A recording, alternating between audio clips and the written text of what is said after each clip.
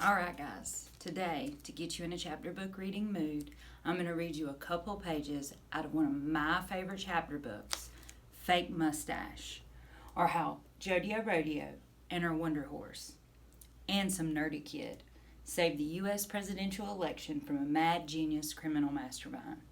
This book is by Tom Angleberger, and it is amazing. Let's get started.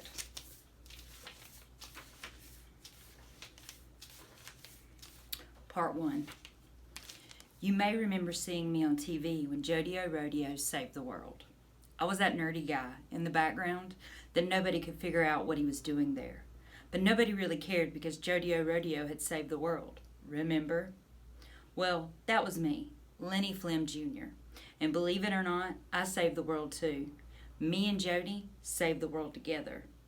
And this is the story of how we did it. Don't worry, we'll get to Jodie's part soon. But don't skip ahead, because if you do, you won't have any idea what she's talking about. See, it all started with me and my friend Casper going to Sven's Fair Price store in downtown Hairsprinkle. Don't ever buy a fake mustache at Sven's Fair Price store.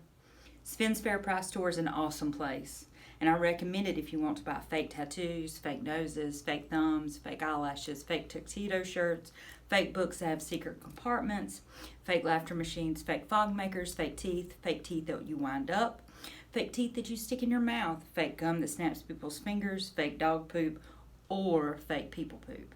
But the fake mustaches are just too good.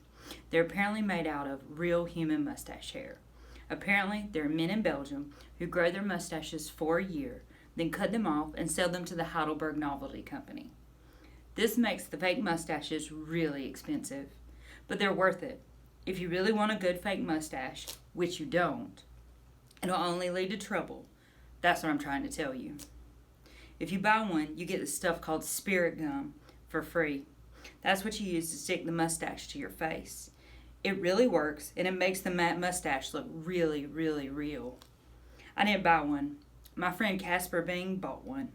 I got this sticky hand on the end of a sticky, stretchy rubber kind of thing. It's called the super sticky hand.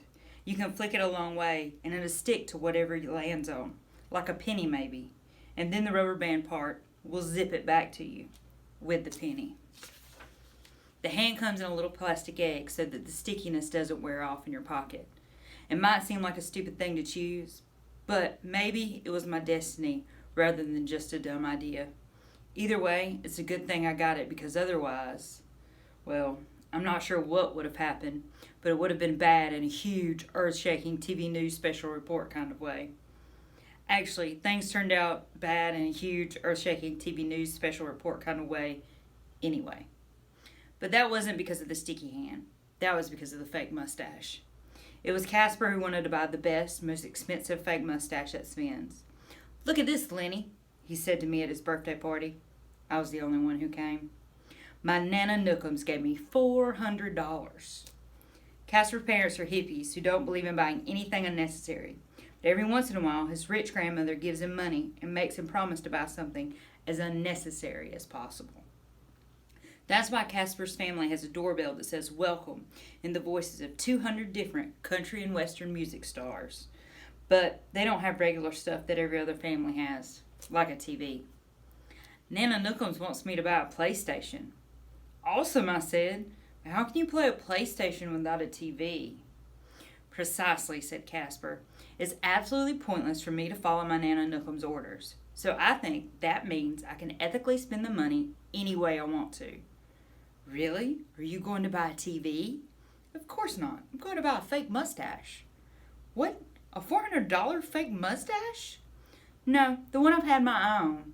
The Heidelberg Handlebar number 7 is $129.99 at Sven's Fair Price store. I'm going to use the rest of the money to get a first-class man-about-town suit. Why do you need a first-class man-about-town suit? You're not a man about town. I'm not now, but that's only because I don't have the suit yet. Anyway, you want to come with me downtown? I'm going right now. Sure, I said. I've heard that people in other towns say Hairsprinkle is a very strange place. Maybe because nothing ever changes here.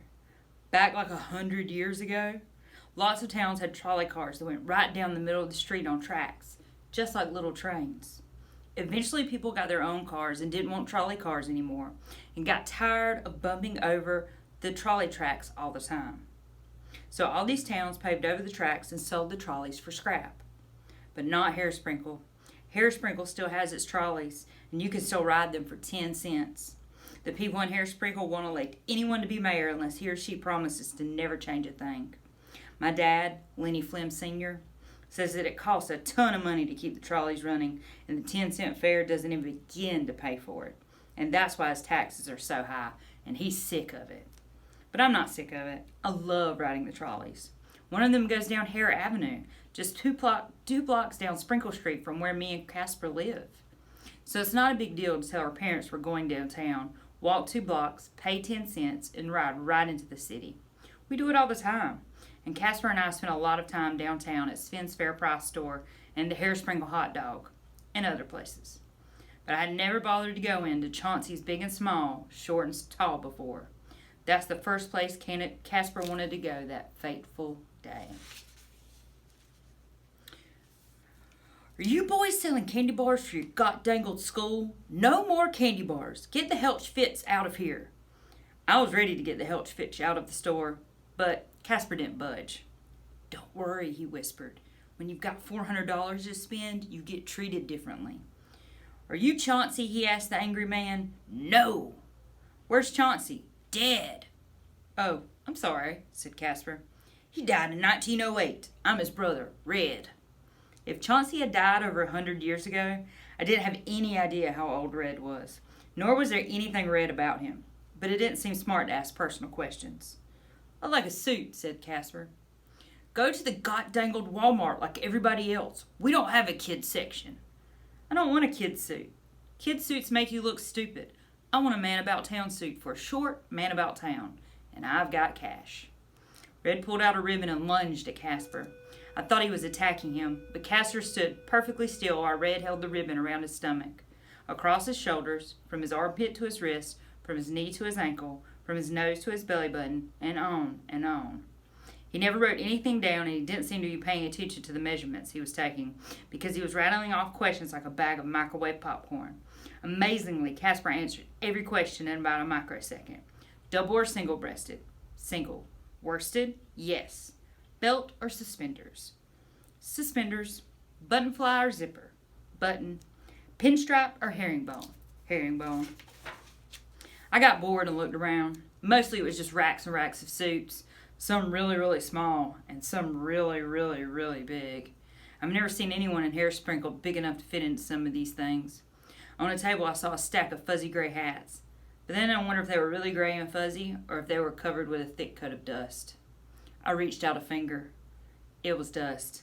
Leave those hats alone, you far-doubled candy bar-selling punkler, screamed Red.